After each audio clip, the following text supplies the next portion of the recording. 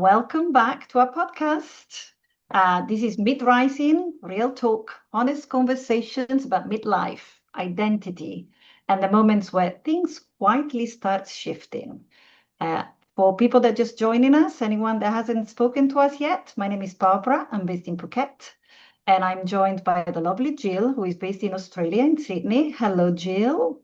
Hello, Barbara. Nice to be back. How are you feeling today?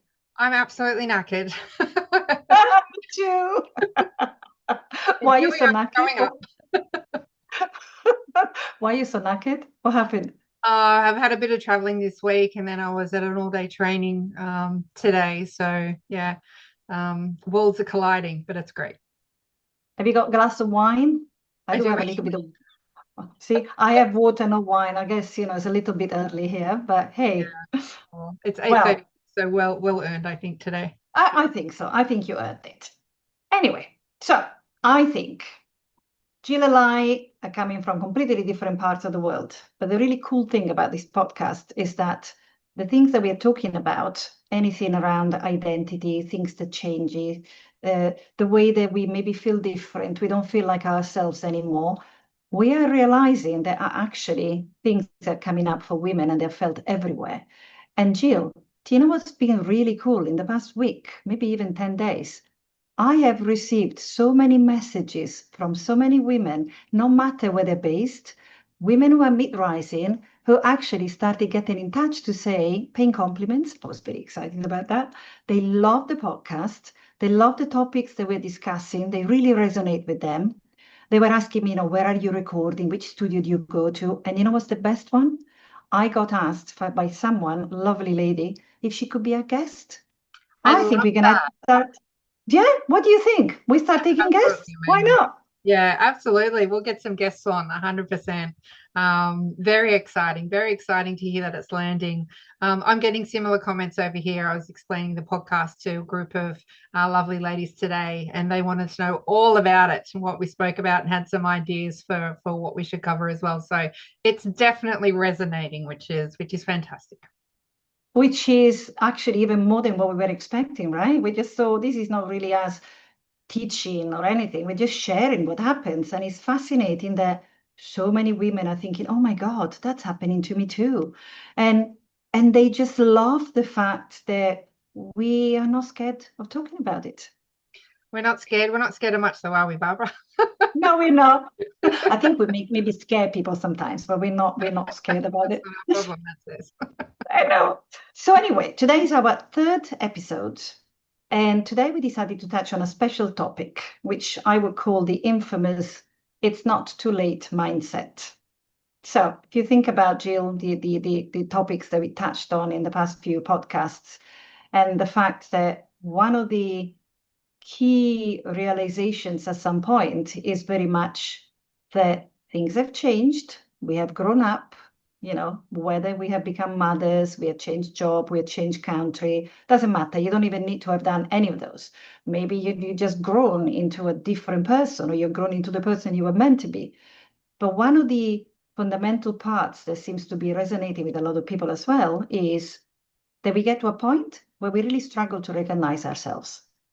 Absolutely. And so, right, so that's the whole circle of grief around thinking, hold on, who am I? We discussed this last time. Who am I? Because I know myself the way that I was defined for the previous X amount of years. I know myself for what I used to do maybe as a job, or the people I used to go out with, or et cetera, et cetera. One of the things that happens when you're mid-rising, and I love the fact, Jill, that you and I have banned the word midlife, mid-rising. Absolutely love it. So when you're mid-rising, then there's another element that pops up, which is reinvention. Reinvention that can be very scary, but also very exciting. Yes. And the topic for today is when someone tells you, or when you yourself think, oh, I left it too late. It's too late to do this.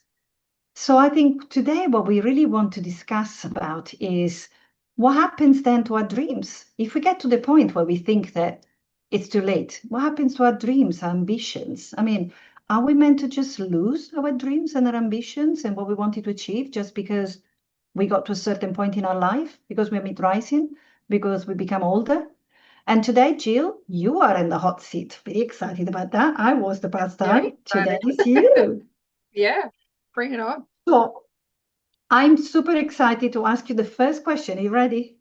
I am ready. Okay. So I think the first question, very, very important one, which is think back to your experience and think at which point you actually started thinking, it's too late now. Damn, I should have done this earlier. I mean, it could be anything, right? It could be a dream you had for a long time. It could be you wanted a business, you wanted to make a different choice in your personal life. It could be anything. Take just like a second and think, if you look back, how did that make you feel? What is it that you started thinking and how did you approach this? Well, I actually don't have to think back too far, to be honest. Mine really was last June when I got retrenched after 7.5 Mm. years. Um, there's a moment where you pause and you think, hang on, I was 49 then, a mid-rising woman. I was not. I was slap bang in the middle of midlife, living Yeah. day to day, doing what I knew how to do. So at that time, also global redundancies, Mm. booming business redundancies all over the world, hundreds of thousands of people getting made redundant. And I kind of felt the redundancy coming, and I've talked about that in the past, and I'm not going to bang on about it. But the thing that I found interesting myself was knowing that it was coming. I was already running a side hustle. So my first piece of advice is have something going on the side, get ready for anything. However, what I was running was never going to be scalable if I was going to try and replace my income from an Mm. insure tech position. And so, I was taking a step back saying, I've got this handmade business. How much can I actually sew? How many cushions can I make? And very quickly, that's not scalable. And so I had to sort of really step back and go, have I built the wrong business? And is it too late to build a new one or to pivot what I had built? And did I have the energy for that? Did I have the time for that? And I decided, yes, I did have the energy and I did have the time. And so pretty much as soon as I felt that retrenchment coming, I'd say probably 9 to 12 months out from it actually happening, I ripped my business apart. I stepped all the way back, and I mean mentally. I left it running as it was. Mm. But basically, I took the viewpoint of, okay, what am I going to do about it? Right? If this happens, what is my next step? And then I started putting the hard work in, and I started really building my profile on LinkedIn and talking about leadership, talking about corporate. I got the Mama Assembly's corporate company page put up there, and I was just firing off whatever I could for fairly It random. was awesome. I No rhyme or remember it. reason to what I was doing. There's a But lot no, of heart in that. a lot, a lot of the things that you were putting out there at the time, because I remember reading them and following the Mom Assembly, it was not just putting stuff out there. You're right. Now I understand, maybe a year later, you were following the building blocks and you had I remember you told me, right? Did you have like a complete vision of what you wanted to achieve through Yeah. all that I, I campaigning? had I had the dream, if you will, Yeah. but I didn't have the end vision. And so I thought Mm. I'm just going to start. And so pretty much I just started what I call building in plain sight. And so, the what I learned very quickly was the potential was never in the job. I lost Mm. the job, but I never lost the Yeah. potential because the potential is in me. And so the potential goes where I go and it's applied where I apply it. And so I decided to apply that to the Mama Assembly. And I very much put a lot of energy into it. I had no idea where it was going, but I didn't really care because I knew I would just try and fail fast and try again until I found the fit. And I'm like, this is it. This is what I want to be doing. And so that took a long time. I probably redid my business strategy about 5 times. I'm fairly happy with where it is now. And then, so yes, there was that moment of, is it too late to pivot? I've already got this established business of 9 years. It's never too late. You can reinvent yourself whenever you want. And I think I didn't actually reinvent. I just uh, started almost new. And with that, one of the one, I had no one of the buzzwords at the moment as work is all about guardrails. So I had no guardrails. I was free. So that retrenchment came. I was free to go loud and go large. And we talk about how when you get that freedom, your energy comes back, you get lit up, you're more fun. We come up with crazy ideas like starting podcasts. Yes. When you have moments, But that space to breathe, innovation comes and ideas come, and that's exciting. but if you think about then, were you scared? Let's talk about how it really feels, right? You went for it, you felt liberated, the energy came back. But let's think about how it really feels. It's scary as hell, isn't it? It can be very scary. So, I mean, I was there for 7.5 years. Obviously, I got a retrenchment package, and that bought me some time to decide what I wanted to do. I've got to admit, my immediate gut reaction was to start firing the CV out, and I did that. I fired the CV out. I went for a couple of interviews. I didn't get jobs I should have. There were two jobs I should have got, and I didn't get them. And in hindsight, I just think they weren't my jobs. Um, and then I did traveling. I went away traveling for my 50th. I had a month around Europe. Oh my God, I remember. Yeah. And I had actually forgotten that I'd applied for one of these roles. And they got in touch with me months later after I had decided I'm going all in on the mummer assembly. And so I called out, I accidentally got employed because I got that role. I went all the way through, and obviously I've started that role in January, and I love it. I love it. It excites me. It's a great company. And I love it. I'm energized because of probably the break I had, the refining of myself. Yeah, So was it scary? I would probably say it was, though I would hate to admit it, because I did fire those CVs out, go, what am I going to do? What am yes, I going to do? And I think you get that in as a midlife, probably man or woman, right? You start to think, am I on yes. the shelf? Like I've got so much to offer, but the competition increases. And then the redundancies are flying everywhere. And you're reading about all these jobs going. And it's like, how long can I give Everywhere. my business a go before we start to panic? And do I need to go work at Coles? Nothing wrong with that. Do I need to really look at something different? Do I need to get into retail? How much money do we need to live off? So there is that. I mean, I'm the main income earner, and so I've always had that pressure Yeah, from inside myself, not given to me. yeah. So yeah, there was all of that going on, and so I think the accidental job came along because it was meant to. That's how I feel. And because you were not even really looking for it at that point, you found your peace, you found your Yeah, freedom. correct. Remember, we spoke about this last time, how you and I seem to just, every conversation we have is fascinating. We come from two completely different angles. We do, But yeah. right? I But the think one thing that is, yeah, the one thing that is true is that if you don't look, things happen yeah, when they are meant to happen. that's right, and that's why I just know those other two roles weren't the right ones. They weren't meant to be Yeah. because you know and this one was, and I was so relaxed, I think, through the interview process, because to be honest, I'd already decided I wasn't going to go back to corporate for a while longer. But then I thought it was such an amazing opportunity, and it really aligned with what I enjoy doing. Because Barbara, you know the phrase of wearing many hats. We Yes. all wear many hats, and I have a corporate hat, have a mum hat, a wife hat, a side hustle hat, a podcast hat. So many We hats. need one of those hat trees kind of Yeah, thing because sometimes it's very confusing. Which hat are you getting? I think today is one of those days for me. I've done about 7 different things, and just yeah. before that, the podcast, then it's what 4:37, and I'm like, I keep thinking, close my eyes and go, okay, what am I going next? What am I doing next? Which hat?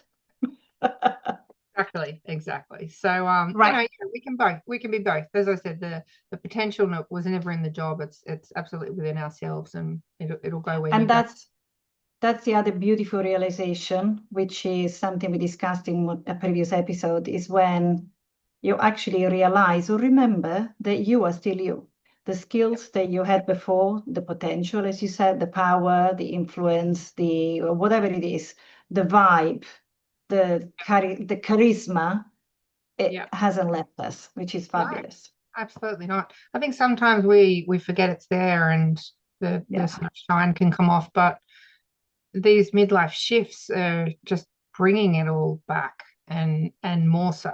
Like I'm fired up. I'm energized. I was just thinking, mid-rising sometimes. I think I saw a meme the other day that really reminded me of, which is, in that case, he said menopause. I'm going to translate it to mid-rising. And there was this lovely woman that was walking by and saying, this is me, just, minding my business, going through life. And then mid-rising happens, and it's like a tsunami, right? Wipes you out, and you completely lose sight of everything. And I think those are the moments, like you said, where before you stand back on your feet or reinvent yourself, you get wiped out. It happens to everyone.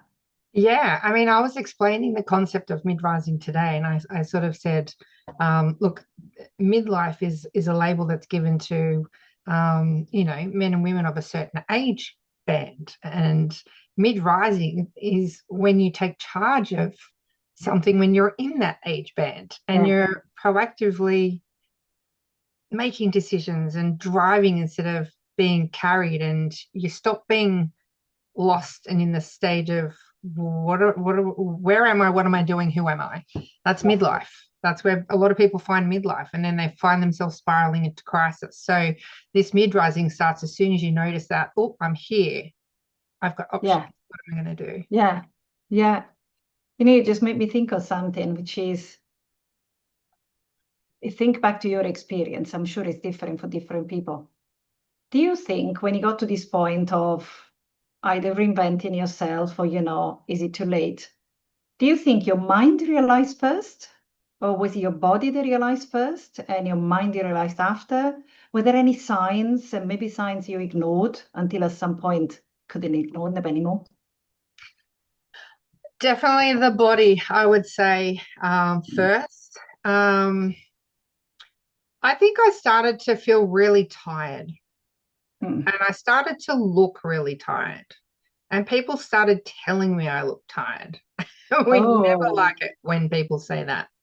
um, And so you do have to stop and try and look at yourself objectively, right? So literally go and stand in front of the mirror and take a good hard look at yourself. Because you don't just see, when you do that, you just take a couple of minutes just looking at yourself. You actually start to look inside as well. And mm, I was feeling tired, and I was feeling old, and I was feeling less energetic. And I know it was because I wasn't doing what I should be doing. I was in the wrong place, doing the wrong mm, thing. And I think yeah. as soon as I realized that, I decided I needed to start doing things for myself. And I joined the gym, and I started to get fit, and I started going 3 days a week, and I absolutely loved it. I lost 10, 12 kilos. My skin got better. I was sleeping better. I had more energy.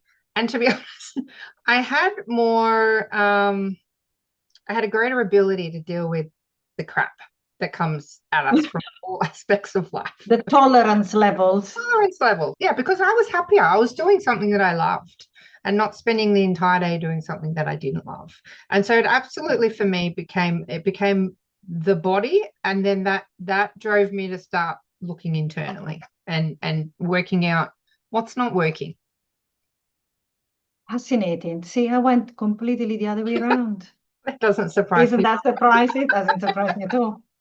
My body, I put on a lot of weight in the past few years since COVID, and it was just getting worse. So, of course, sedentary life, spending, I don't know, 10, 12 hours on a chair, terrible. I remember thinking, why have I got sciatica?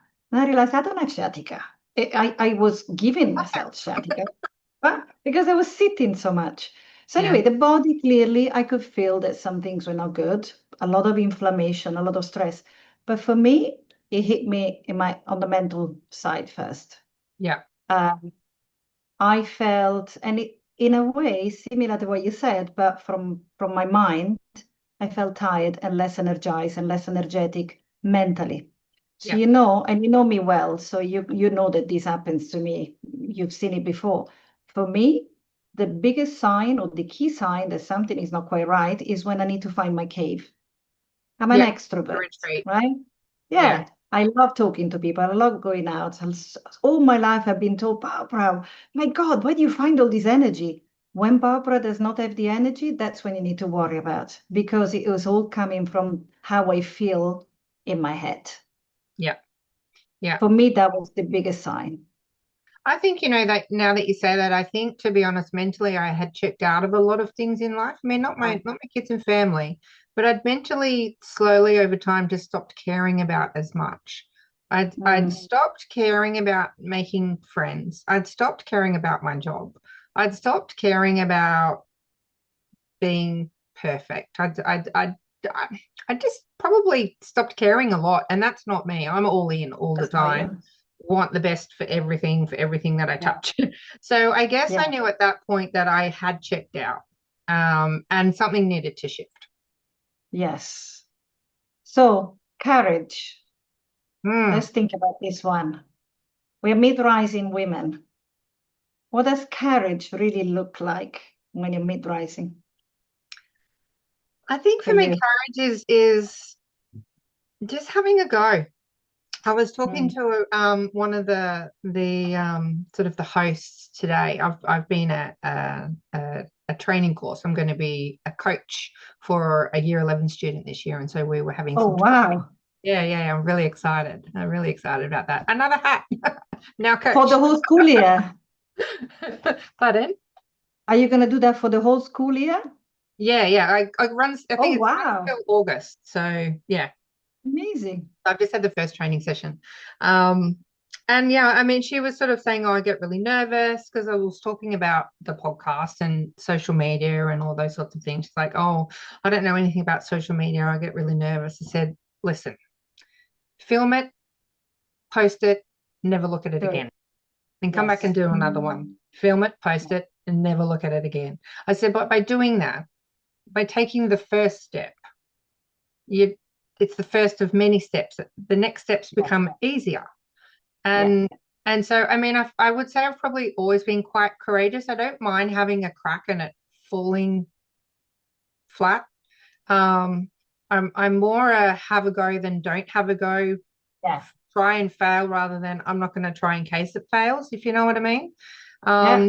I would say one of the most courageous things I've done is actually starting this podcast.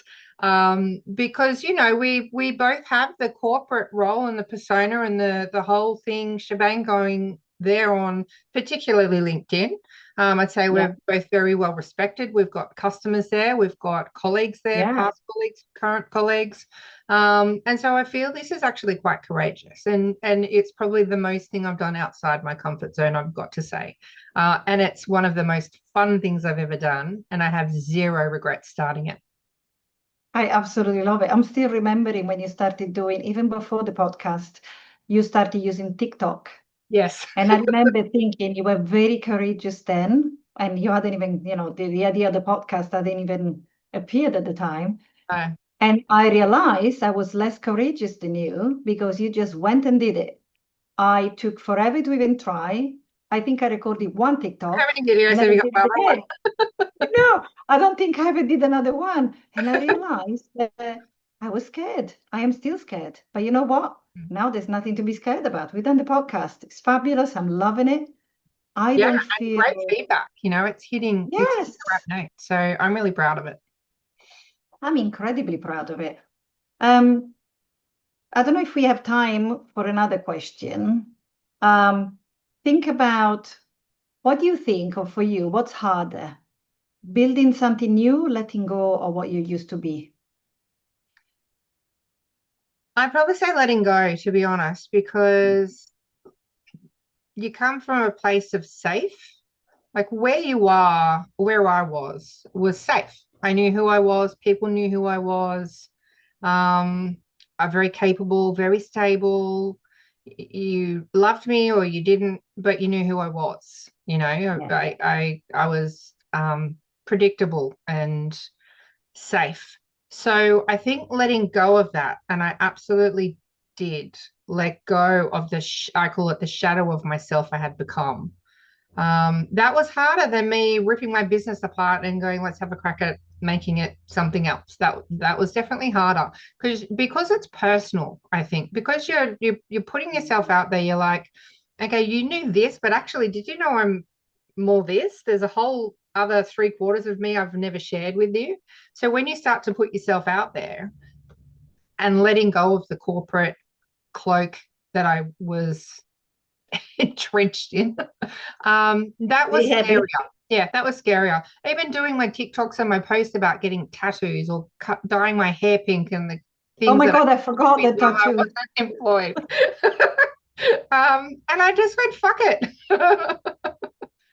This is me. And I mean, I did pause before posting a lot of those videos, to be honest, because I thought I will get hired more than likely in the future. What will my future employers think? And I made the decision, well, they've got to love all of me. I've been the I shadow agree. person in the past. And life's too short to hide who you are. And so I've literally just kept rolling with it. So definitely letting go is harder because I think it's scarier. You're leaving a safe space mostly. I know there's other flips to that where Yeah. maybe you're quite coming from a different angle. But for me, that was tougher. I found both really scary. I found letting go difficult. Actually, I found letting go who I was, who I've been for so many years, very, very difficult. It was personal. I Yeah. could not recognize myself anymore. But I found, and I'm still finding, doing and building something new, very scary. So it's Yeah. fascinating. And it is. Yeah. I think both are scary, to be honest, because there's grief in both sides of that, because there's grief in losing who you once were or who you perceived you once were. Uh, Yes. there's grief in letting go of something that was once safe and familiar. And so that is a scary place to be at. So I mean, to be honest, we're both evolving in front of people as well. So we are building new together. We're letting some go. And we're not only doing this together, but we're also building new careers with new jobs and all that sort of thing, as well. But one of the beautiful things I just love about Midrising is that there's no rules. I We know. make the rules, Barbara. So it's less about It was, reinventing for me. It's more just about moving on, moving yeah. and evolving, rather than when neither of us are ripping our lives up. We're not having a crisis. It's not that No, at all. And it's not no. a reinvention. It's just evolution. And that's Yeah. a lot of mid rising women, mid risers, are feeling the same. I love it. Mid-risers. That's going to be a tagline. We're going to invite mid-risers to be Feedback. guests of our podcast. That's right. That's right. Lucky lady will be our first Oh, guest. yeah. We're going to start thinking about that. I Yes. think there was probably time to wrap up, Jill. What do you Okay. think for Yeah. today? So, first of all, thank you so much, Jill, for spending this time with me and with all of our audience. For everyone who has been watching the episode, will be watching the episode, please let us know what you think. Let us know if you would like to be our guests. We would And love what to just topics you'd speak like with us to people. cover? Yes. Oh, yes. That's the other very important point. We have come up with a list of topics and things that we think will resonate, but please just send us any suggestions. And Sounds with great. that, thank you so much and Thank see you, you Barbara, next and week. well done on your first hosting. You did Thank great. you. Well Thank done. you. See you next time. Please You. subscribe, and you'll find us everywhere.